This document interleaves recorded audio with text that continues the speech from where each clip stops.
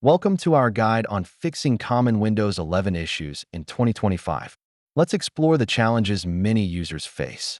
In this video, we will cover various troubleshooting methods that can help you resolve your Windows 11 problems effectively.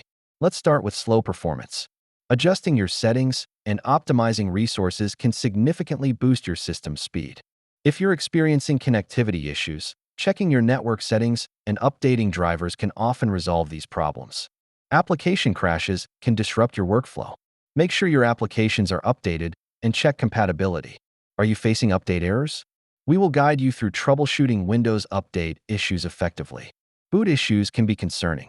We'll show you how to access recovery options and use repair tools. If you notice missing features, we will share useful steps to restore applications and settings quickly. Windows has built-in tools for diagnostics and repairs. Let's discover how to make the most of them. Thank you for joining us today.